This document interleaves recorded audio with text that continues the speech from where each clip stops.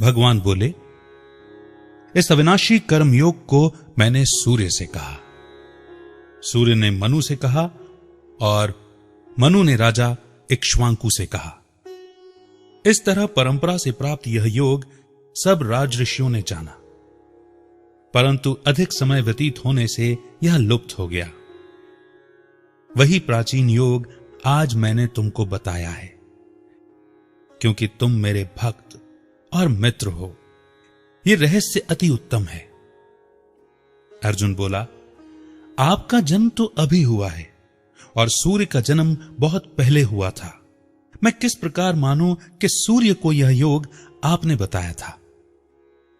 भगवान बोले, तुम्हारे अनेक जन्म हो चुके हैं, वो मुझे याद है और तुम भूल गए हो।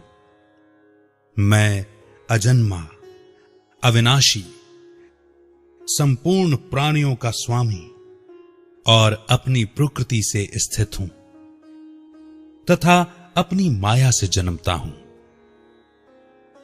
हे भारत, जब जब धर्म की हानि होती है और अधर्म का प्राबल्य होता है, तब तब ही मैं जन्म लेता हूं। साधुओं की रक्षा, पापियों का विनाश और धर्म की स्थापना करने के लिए प्रत्येक कल्प में जन्मता हूं।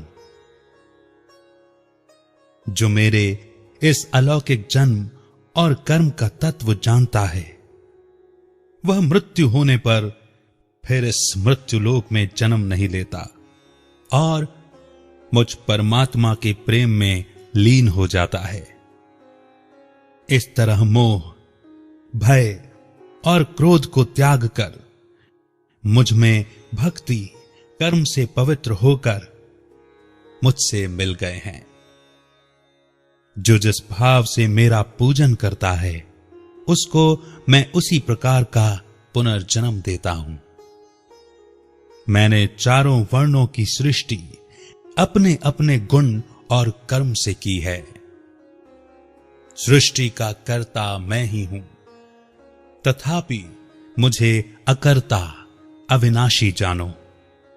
कर्म मुझको बद्ध नहीं कर सकते तथा कर्म फल में मेरी कामना नहीं है। इस प्रकार जो मुझको पहचानता है, कर्मों के बंधन में नहीं पड़ता। इसी प्रकार समझाकर प्राचीन मुमुक्षुओं ने भी कर्म किए हैं। अतः पूर्व पुरुषों यानी आत्माओं के पहले ही किए कर्मों को तू भी कर। हे अर्जुन, कर्म क्या है और कैसे किया जाता है, इसके विचार में विद्वानों की बुद्धि भी चकरा जाती है। उस कर्म का वर्णन मैं तुमसे करूंगा, जिसके जानने से संसार के बंधन से छूटकर मुक्ति, जीवन मुक्ति के भागी होंगे। कर्म, विकर्म और अकर्म तीनों को जानना आवश्यक है, क्योंकि कर्म की गति अति गंभीर है। जो कर्म में अकर्म देखता है, वही आत्मा बुद्धिमान है, वही योगी और समस्त कार्यों का करने वाला है। हे अर्जुन, जो कर्म करने में कोई कामना नहीं रखता है और जिसके समस्त कर्म ज्ञान रूपी अग्नि से भस्म अर्थात निर्मल हो गए हैं, उसको ही पंडित अर्थात ज्ञानी कहते हैं। जो फल की आशा छोड़कर कर्म करता है और उनमें आसक्ति भी नहीं रखता है तथा निराश्रय ही सदा संतुष्ट रहता है, ऐसा मनुष्य कर्मों में घिरा रहने पर भी मानो कुछ नहीं करता है। सब कामनाओं को त्याग, मन और बुद्धि को वश में कर, संसार प्रपंचों से छूटकर केवल शरीर से काम करते हैं। वे भी कर्म बंधनों से संतापित नहीं होते। दैव योग से जो कुछ मिल जाए, उसी में जो संतुष्ट रहता है, जो हर्ष, शोक आदि द्वंद्वों से मुक्त है, तथा किसी से ईर्ष्या द्वेष नहीं करता, कर्म की सिद्धि या असिद्धि में भेद नहीं समझता, वह कर्म करता हुआ भी उससे नहीं बंधता। जो फल की इच्छा नहीं रखता, वह वासना से दूर हो गया है। ज्ञान में जिसका मन बुद्धि अचल है, जो यज्ञ के कर्म करता है, वे सब कर्म लुप्त हो जाते हैं। हवन करने का पदार्थ भी ब्रह्म है, आहुति देने वाला भी ब्रह्म है। इस प्रकार जिसकी बुद्धि में सब कर्म ज्ञानमय हैं, उसी को ब्रह्म प्राप्त है। कोई कोई कर्मयोगी देवताओं की पूजा करते हैं और कोई कोई ज्ञान योगी ब्रह्म रूप अग्नि में यज्ञ रूप से हवन कर परमात्मा का भजन करते हैं। कोई ऐसे हैं जो कि अपनी इंद्रियों तथा सब कर्मों को संयम रूपी अग्नि में होम देते हैं, और कोई कोई इंद्रियों रूपी अग्नि में इंद्रियों के रूप, शब्द आदि विषयों को होम देते हैं। होम अर्थात आहुति। कितने ही लोग इंद्रियों के सब कर्मों को और प्राणों के कर्मों को आत्मज्ञान से प्रज्वलित आत्मा की संयम रूपी अग्नि में होम देते हैं। कोई तो द्रव्य यज्ञ करते हैं, कोई तप यज्ञ करते हैं, कोई स्वाध्याय और कोई ज्ञान रूपी यज्ञ करते हैं।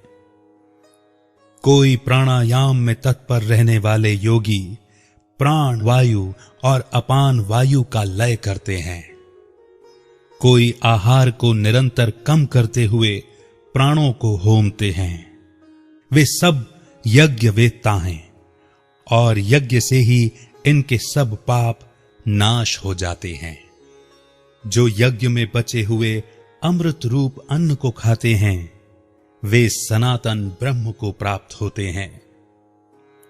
हे अर्जुन, जो यज्ञ नहीं करते, उन्हें लोक परलोक दोनों ही नहीं मिलते। हे पार्थ, फल सहित सब कर्म ज्ञान में ही समाप्त हो जाते हैं। उसी ज्ञान यज्ञ के तत्वदर्शी और ज्ञानी लोग तुमको उपदेश करेंगे। इसीलिए तुम उनकी सेवा करना और विनय पूर्वक प्रश्न करके ज्ञान यज्ञ जानना। इस ज्ञान का लाभ प्राप्त करके तुमको ऐसा मोह फिर नहीं होगा। इसी ज्ञान से समस्त प्राणियों को तुम अपने में और मुझ में भी देखोगे। यदि सब प्राणियों से भी अधिक पाप करने वाले हों, तो भी ज्ञान रूपी नौका से ही सब पाप रूपी समुद्र को पार कर जाओगे। हे अर्जुन, जिस प्रकार प्रज्वलित अग्नि लकड़ी को जलाकर भस्म कर देती है, वैसे ही ज्ञान रूपी अग्नि सब कर्मों को भस्म कर डालती है। इस लोक में ज्ञान के समान पवित्र और कुछ भी नहीं है। यह ब्रह्म ज्ञान बहुत काल पर्यंत कर्म योग से सिद्ध हुए मनुष्यों को स्वयं ही प्राप्त होता है। जो श्रद्धावान मनुष्य इंद्रियों को जीतकर ब्रह्म ज्ञान में लगा रहता है, वह ज्ञान को पाकर अल्प समय में शांति को पा जाता है। अज्ञानी, श्रद्धा रहित और जिनके मन में संदेह है, ऐसे जो मनुष्य हैं, वह नरक को जाते हैं। जिनके मन में सदा संदेह रहता है, उनको ये लोक परलोक और सुख कुछ भी प्राप्त नहीं होता। जिसने परमेश्वराधन और निष्काम कर्म योग के आश्रय से कर्म बंधन त्याग दिए हैं और ज्ञान से जिसके सब संदेह दूर हो गए हैं, हे अर्जुन, उस आत्मज्ञानी पुरुष को कर्म नहीं बांधते। अतः हे अर्जुन, अज्ञान से उत्पन्न हुए चित्त के संशय को ज्ञान रूपी तलवार से काटकर तुम मेरे बताए कर्मयोग को करने के लिए प्रस्तुत हो जाओ।